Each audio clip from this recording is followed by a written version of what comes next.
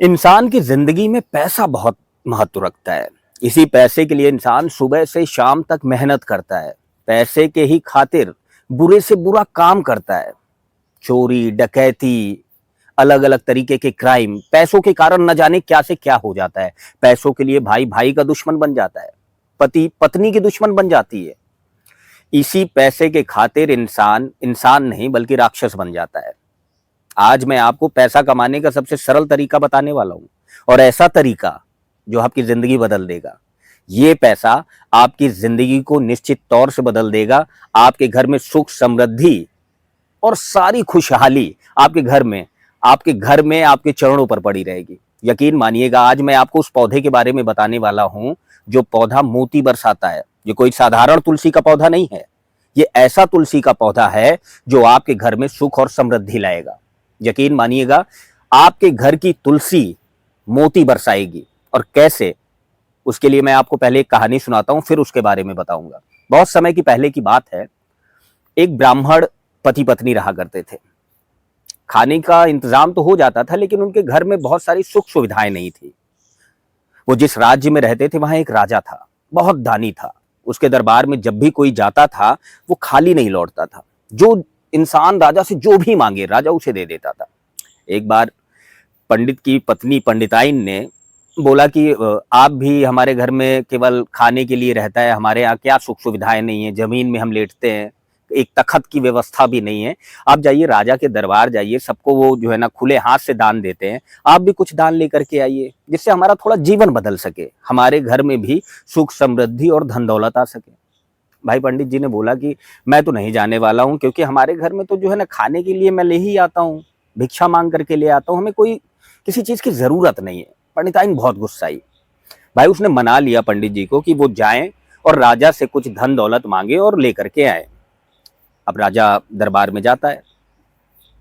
पहले दिन जाता है तो राजा जी मिल नहीं पाते हैं। वापस आता है घर, पंडिताइन से कहता है आज राजा जी मिले नहीं। पंडिताइन को लगता है राजा जी ने बहुत ऐसी सारी जो है ना धन दौलत इकट्ठा कर ली है और वो पंडित जी को देने वाले हैं, लेकिन कुछ कम पड़ रही है। लग रहा है पंडित जी ने कुछ ज्यादा ही मांगा है, इसकी व्यवस्था करने में राजा जी लगे हैं, कल इसीलिए बताया है।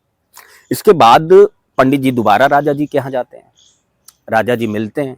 राजा जी से पंडित जी कहते हैं कि मुझे आपसे थोड़ी सी आवश्यकता है कि आप पूरी कर सकते हैं। पंडित जी से राजा बोलते हैं अरे मुंह खोल करके मांगिए, जो भी मांगेंगे आपको मिलेगा।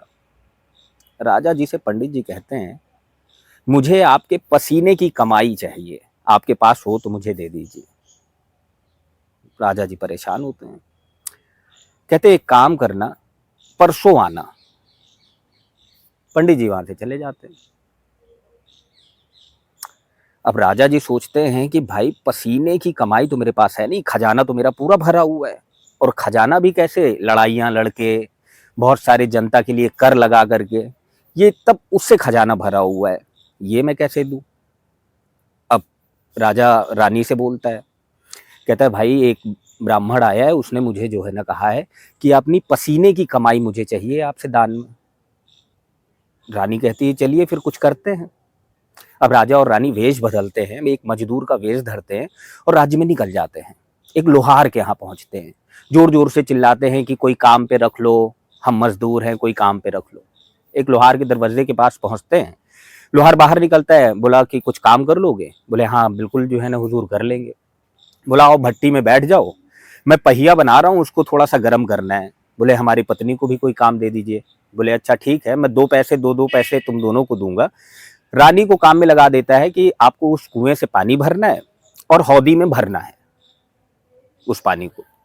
राजा को जो है ना भट्टी में झोंक देता है कि आपको जो है ना ये लोहे को गर्म करना है। दोनों राजा और रानी जो है ना पूरी रात मेहनत करते हैं। आग की तपिश से राजा जी पसीने से तरबतर हो जाते हैं, रानी पानी भर भर के हाथ में छाले पड़ जाते हैं। किसी तरीके से काम उनका पूरा होता है। सुबह दोनों को दो दो पैसे मिलते हैं, दोनों खुशी खुशी राजमहल लौट जाते हैं। राजा और रानी जब दोनों दरबार पहुंचे, अपने अपने राजमहल पहुंचे, तो दोनों बेहद खुश थे। पहली बार उन्होंने अपनी मेहनत की कमाई कमाई थी। अब अगले दिन वो ब्राह्मण राजा के दरबार पहुंचता है। राजा जी कहते हैं कि तुमने मुझे मेरे पसीने की कमाई मांगी थी, वो आज मैं ले आया हूं। 4 पैसे उस ब्राह्मण के हाथ में राजा जी रख देते हैं। ब्राह्मण प्रणाम करता है राजा जी को, नमस्कार करता है और वापस घर लौट जाता है। घर जाता है तो पत्नी सोच रही होती है कि आज तो जो है ना राजा जी के दरबार से बहुत सारा धन संपदा आज मिलेगी, बहुत खुश होती है। लेकिन जब वो ब्राह्मण वो पंडित जी अपने घर पहुंचते हैं तो उनका खाली हाथ देख करके पंडिताइन का माथा ठनक जाता है। बोलते हैं क्या लेकर के आए हो? वो पंडित जी 4 पैसे जो है ना पंडिताइन के हाथ में रख देते हैं। बोलते हैं ये लो। बोले 4 पैसे लाए, कुछ राजा जी से और कुछ मांग ही नहीं पाया?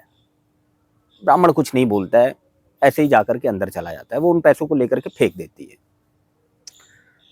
सुबह होती है, ब्राह्मण अपने काम पे निकल रहा होता है, भिक्षा के लिए निकल रहा होता है, भिक्षा मांगने के लिए। देखता है आंगन में 4 पैसे पड़े हैं, उठाता है, वो तुलसी के पौधे पे वो 4 पैसे रख देता है, चला जाता है। दिन बीतते जाते हैं, तुलसी के पौधे की पूजा होती रहती है। धीरे धीरे वो 4 पैसे उसी तुलसी के पेड़ की मिट्टी में दब जाते हैं। रोज उनमें चावल पानी डाला ही जा रहा होता है। कुछ दिनों बाद तुलसी के आसपास में जो है ना 3-4 पौधे निकल आते हैं। देखते ही देखते उनमें फल लगने लगते हैं और वो फल साधारण फल नहीं थे। उन पौधों से मोती के फल लग रहे थे और डेली जो है ना वो मोती जो है ना उसी तुलसी के पौधे के नीचे जो है ना झड़ जाया करते थे, गिर जाया करते थे। अब भाई पंडिताइन को पता नहीं था कि आखिर ये है क्या। उनको लगता था कि है कोई बीज होगा। वो उनको समेट करके एक किनारे पर डाल दिया करती थी। धीरे धीरे समय बीतता गया। भाई उन मोतियों का भंडार जो है ना, पहाड़ जो है ना आंगन में उनके लग गया। डेली जो है ना वो पौधा मोती गिरा है और ढेरों गिरा है। एक बार एक सब्जी वाली आई, पंडिताइन के यहाँ पैसे नहीं थे। उसने कहा कि क्या इनको ले सकती हो, चमकदार चीज है। वो सब्जी वाली पहचान गई। बोले बिल्कुल बिल्कुल, मैं तो रख लूंगी, सारे रख लूंगी। बोले सारे नहीं, आप थोड़े से ले लीजिए, मुझे सब्जी लेनी है। तो अपने 2 हाथ से 2 अंजुल जो है ना वो मोती निकाल करके सब्जी वाले को दे देती है। सब्जी वाली लेकर के चली जाती है। रोज उसी के घर में आए और सब्जी दे और मोती ले जाए।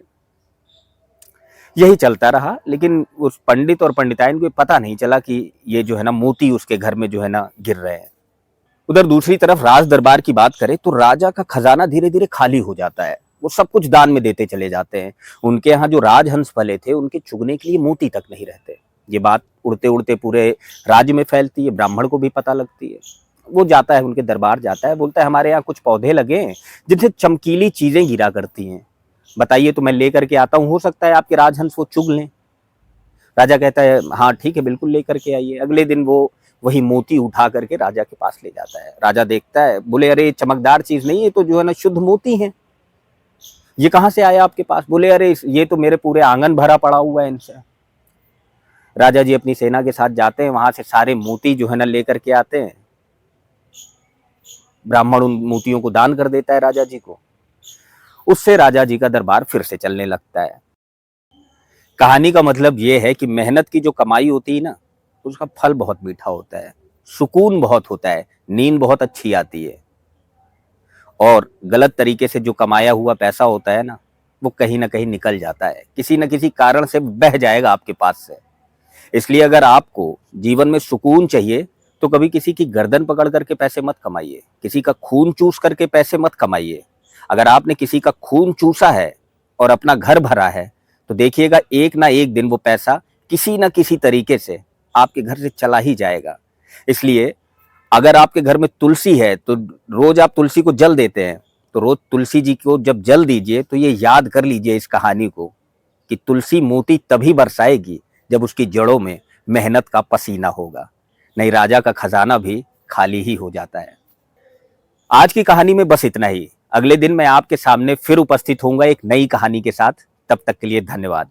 और हाँ, अगर आपने चैनल को सब्सक्राइब नहीं किया है तो सब्सक्राइब कर लीजिए। अगर आपको हमारी कहानियां पसंद आती हैं, मैं आपको पसंद आता हूं, तो प्लीज सब्सक्राइब जरूर करिएगा।